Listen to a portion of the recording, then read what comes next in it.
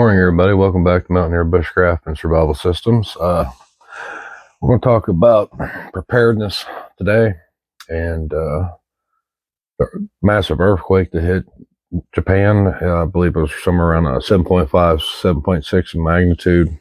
They had several followed up aftershocks and got hit immediately with a tsunami.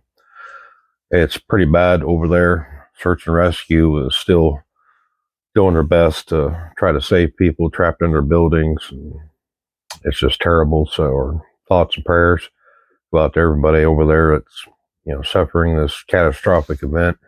However, that being said, is kind of what's prompted me to make the video.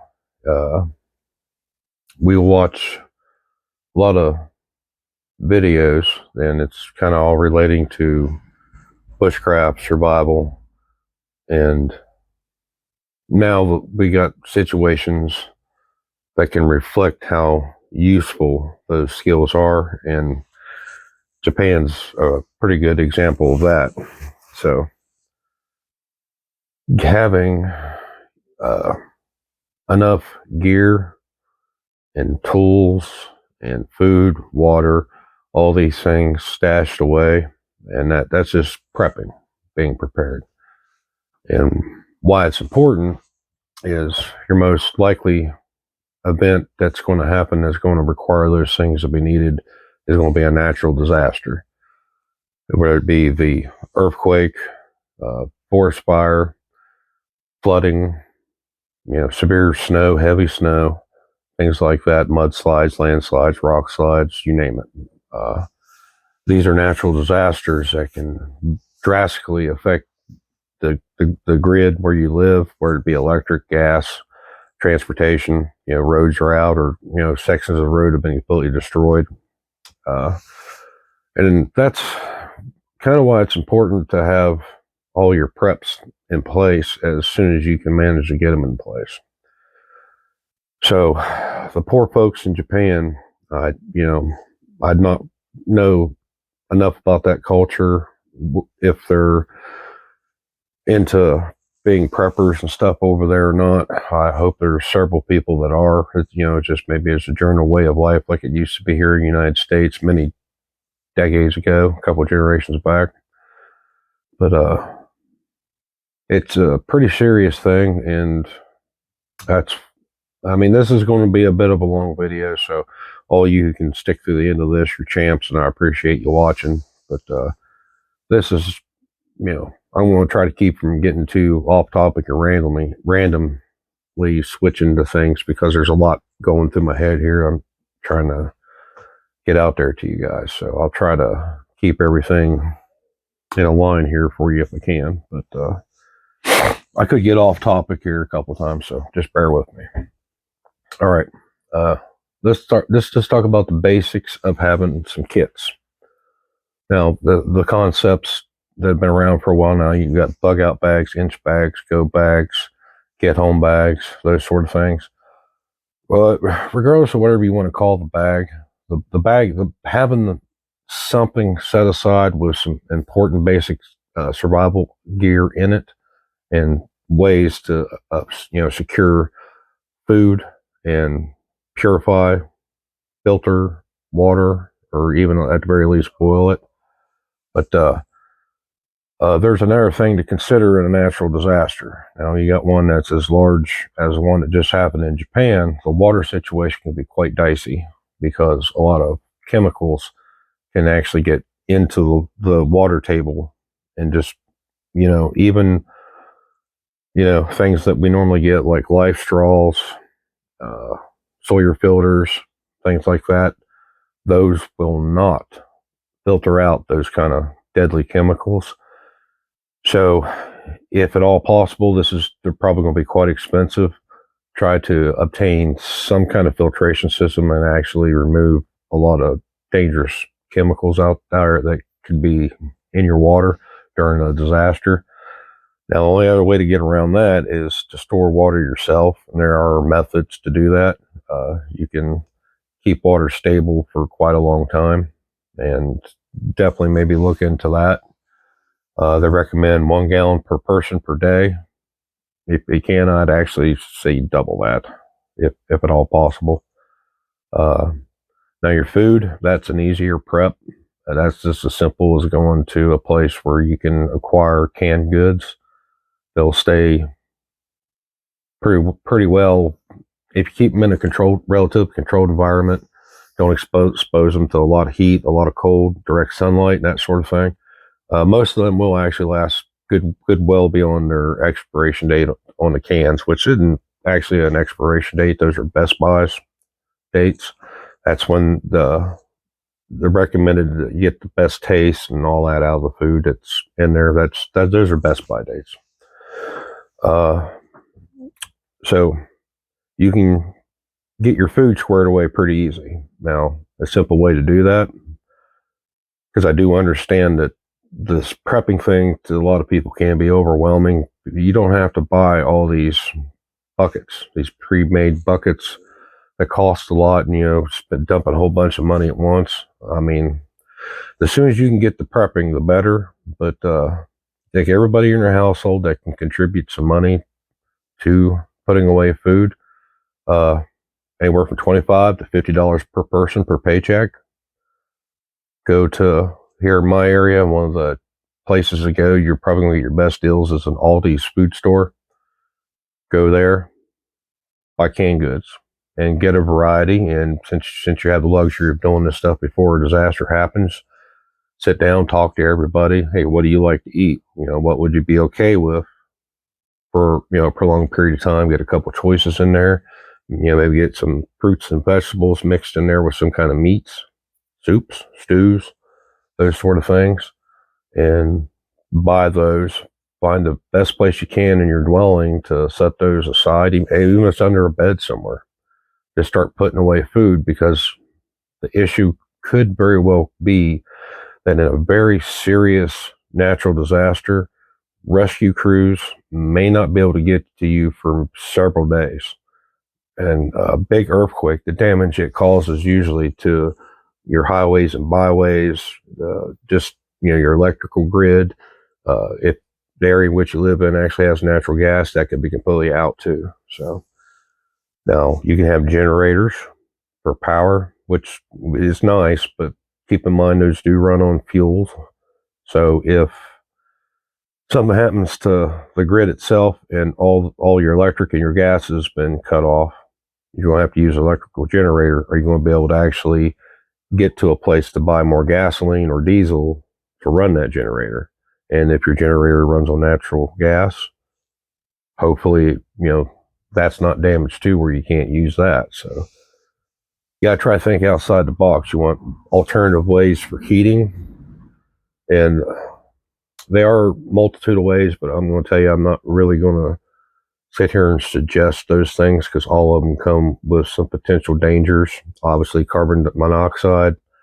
If you have babies, infants, toddlers, young children, and senior citizens and stuff that may be living with you, all those could present some dangers to those individuals. So you'll have to do your own research and make the best decision for you, because I can't honestly sit here and say, hey, I want you to do this. That I'm not going to do that. I'm not taking responsibility for anybody's safety on that.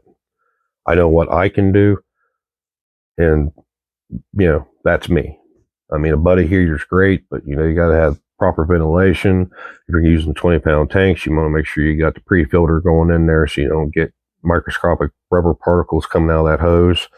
Then you can actually have your buddy heater unit catch on fire. So you want a proper regulator and a filter for those, which adds to the expense, and propane's not cheap. So in order to have a bunch of that squirreled away in tanks and stuff, that's expensive. That's not a cheap means to have an alternative heating source, but it is, it's an alternative. Just do your homework, put in the time, do the research, and make sure you find, what's best for you and yours. That way you're safe. But now, beyond all that, if it's a situation where, that natural disaster is causing a prolonged period where you can't get out from where you live, or your grid's completely down. Now, when I say grid, I'm just saying electric, gas, all those necessities that are, you know, plumbed into your house that, you know, make things work, your electric, your gas, so on. And if you live in a city, you may not be able to flush your toilet. But so keep those things into considerations. What do you need to do to compensate for the lack of all those utilities to keep you and your family safe? Some of it's going to be expensive. There's no way around it. But a lot of your basics you can cover, especially if you start now, do it over a period of time. You can actually accomplish these things without, you know, putting a massive dent in a bank account. Simple things like communication could be a consideration. We take for granted, you know, our landlines and our cell phones. Well, if those stop working, do you have a CB radio, walkie-talkies, maybe even a ham radio, handheld ham radio? I've got pretty much all those things. But, you know, a lot of people don't. They don't see the need in it. You know, it's like, I ain't going to spend money. I'll never need that. Why bother?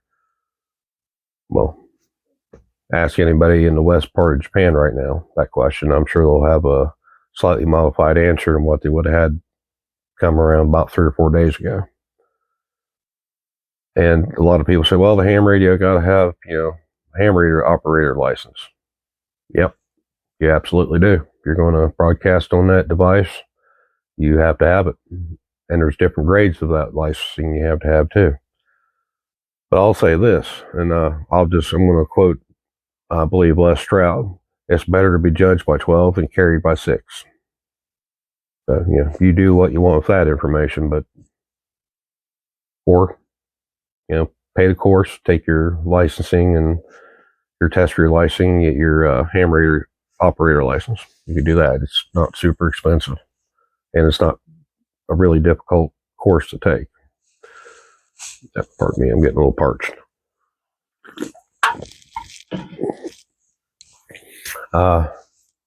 People that live in the cities will definitely have a more difficult time because, like out here, I live in the rural area, and I can collect a lot of resources I need for making fires and stuff, and that's a big one. You know, keeping things hot, warm, whatever have you, boiling water, cooking my food. You know, I got a lot of advantage out in the rural area, and it's going to be a lot more difficult for people who live out into like a major city. You know, like we're talking like New York, Chicago, places like that. So you're going to have to really do some thinking and do some workarounds where you're at. Now, like if you're living in an apartment building, that's rough because, you know, that's a whole difficult thing to deal with in and of itself. For heating and cooking, maybe as simple as getting one of those, like a Coleman or a Nose Arc Trail if you want to go to Walmart and get a cheaper one. It's a 2-burner, takes 1 pound propane tanks. You can use that for cooking and heating water, or a lot of campers are using isobutane with those little tiny stoves.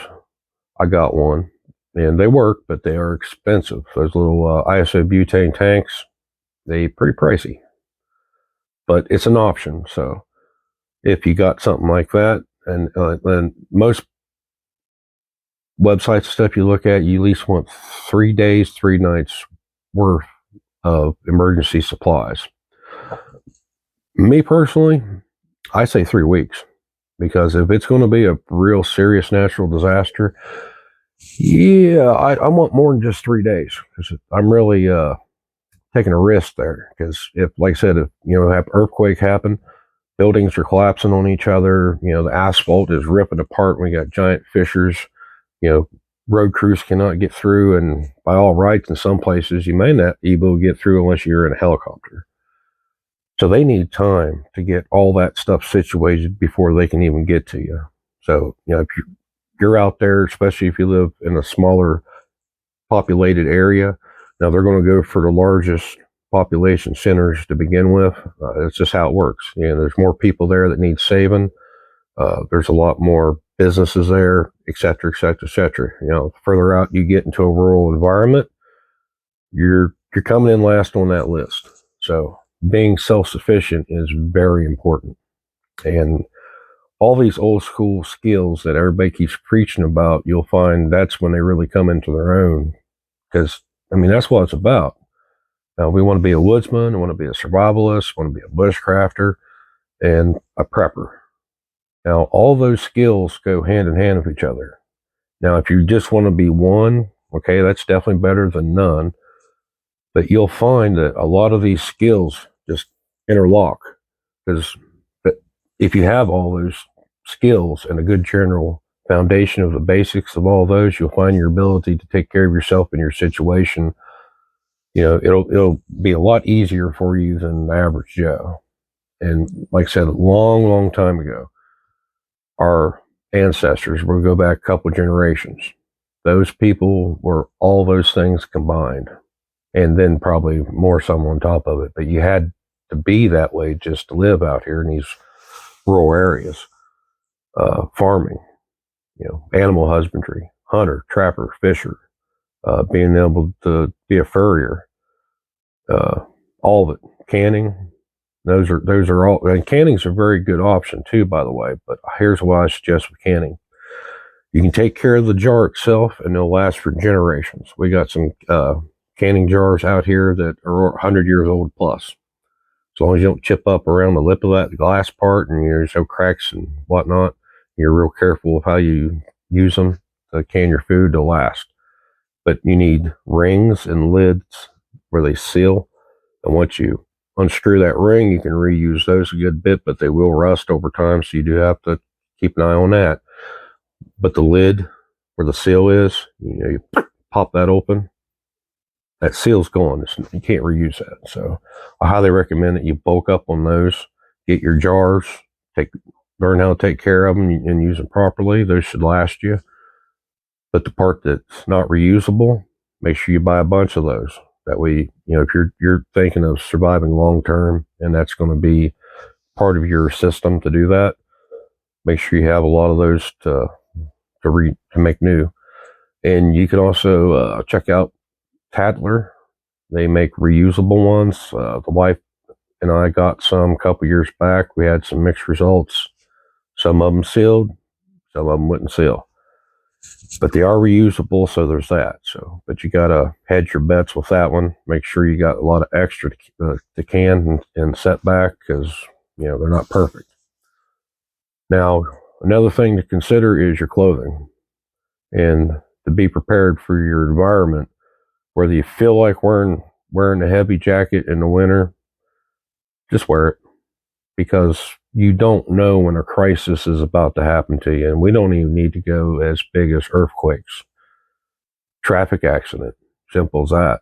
And you're out there in the cold, 2-4 hours, and you can't take shelter in your vehicle because it's been destroyed in an accident. Whether it was involved with another vehicle or not, doesn't matter. The scenario is, you were driving, it's late at night, you're a good ways from anybody, maybe you're hurt, and you can't walk out. What do you got? Think about that real quick. What do you have if that happened to you? Do you have blankets, coats, a little bit of food, a little bit of water? Just take some minor basic precautions in most situations. I think most people would actually be fine in. But we start getting into situations like a catastrophic event, like an earthquake. That's a whole different ball game. You need to set up your stash, your kit, and that in a case like that, that wouldn't be bad to have a bug out bag, because wherever you're at, you may need to flee that area to get out in the open, away from structures that could fall down on you. So having some kind of, let's just say a bug out bag in that situation would be good. Simple shelter, a tent, one person pop up tent, know how to set up a tarp, carry a tarp or two. And with that kit goes along with the skills. Get some basic training. You don't even necessarily have to go to a school and pay money for that. My goodness, there are hundreds of people on YouTube now, if not in the thousands, demonstrating these skills. Watching them is not enough. Get what you can to emulate what they're doing, and practice and practice and practice. And once you're able to do that and do it well, That's a skill you got right up here. It weighs absolutely nothing. So, you know, at that point, it's on you. Now, if you're serious about being self-reliant and responsible, it's not hard. I mean, and on this channel, we're going to go through a lot of budget gear and stuff, and we can use things like that in place of a lot more expensive, fancy gear. So keep that in mind too. You don't have to have the latest, greatest, most expensive items to, make yourself prepared. And if you have that ability, then awesome. But don't rely on gear quality without skills to back it up. Because without a lot of these skills, if your gear does happen to fail you and you don't have any real skills to fall back on, then you may not make it. Or your ordeal is going to be pretty rough. So keep that in mind. But since we were started out talking about earthquakes, I'll go ahead and get back on that real quick. In most cases, when earthquakes hit, there's a lot of panic, and it usually affects a very large area. And a lot of people around you are going to be panicked. And in buildings and stuff are a very dangerous place because they could collapse. Now, everybody knows a lot of the old safety drills, getting to the doorway, because it's one of the more stronger, stable parts of a house and stuff. Well, that's not bad advice, but if you're in an area where you don't have to worry a whole lot about trees falling down on you, I highly suggest you get out of the building and lay down flat on the ground. You're less likely to get knocked from your feet and hurt that way. But if you're inside of a building, that's pretty dangerous due to the fact that, the building could collapse, and it's hard to tell how powerful that earthquake's going to be. You won't really be able to tell, if your own senses when it starts, just everything's shaking, you're getting thrown around in your house, stuff's falling off the walls and stuff. And in that case, if you can make it out of there, get out of the house. Find a nice flat place, lay down, try to ride that out. And then if your house is still standing in the end, be real cautious about going back in it after the quake itself, because, there could have been some structural damage, and, parts of it, if not the whole thing, could actually collapse after the fact. And then there's also obviously the issue of aftershocks.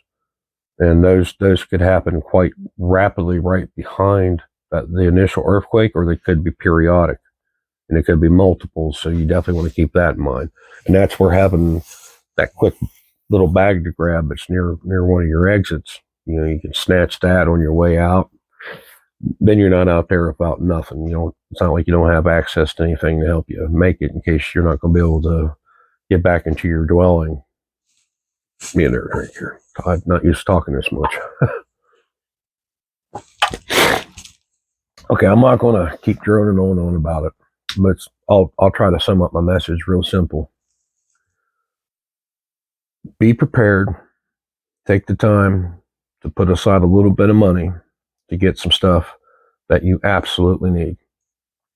And there's some real basics to help you remember kind of how to do that. What you can do is you can base it on a list of priorities, and it needs to, your priorities, how they're important and what order could be different from where you live and the current weather. I'm in West Virginia, and we're up here where it's pretty cold.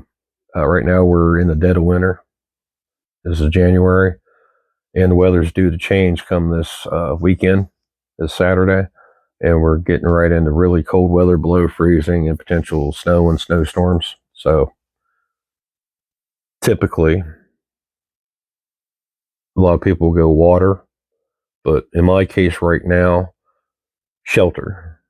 It would be my primary thing. If I was out without being able to get inside of some kind of dwelling or shed or whatever have you, then water, maybe. So if it's snowing, if it's all over the ground, I've got access to snow. So there's that. So it could be fire. So it could go shelter, fire, water, food. So, there's those things you need to stay alive. So you may have to modify that based on where you're at in your season. So get a piece of paper, pen, pencil, whatever.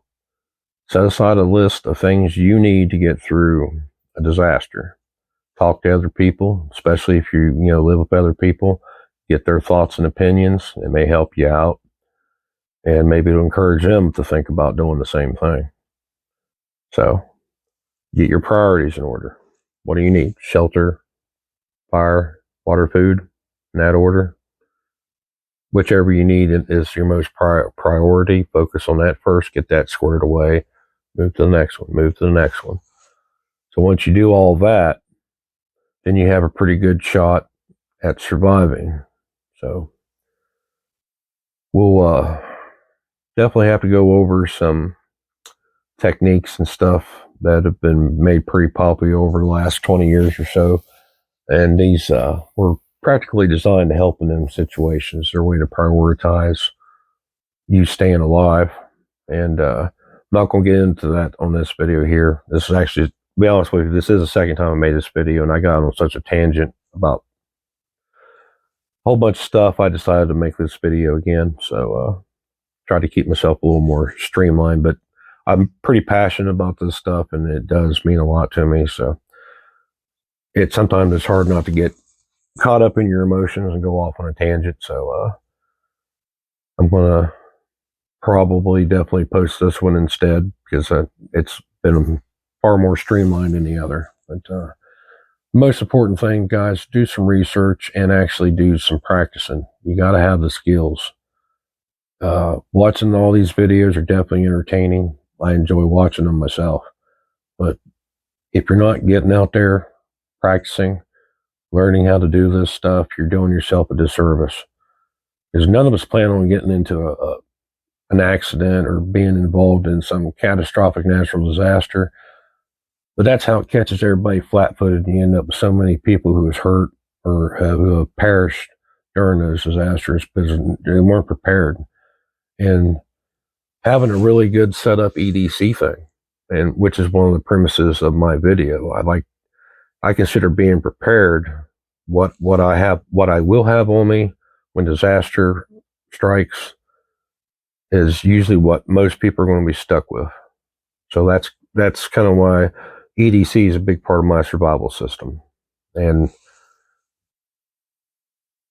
all I can tell you is people just put the effort in, do your research, learn your local law, see what you can carry, what you can't. Some places have pretty strict knife laws even, let alone guns.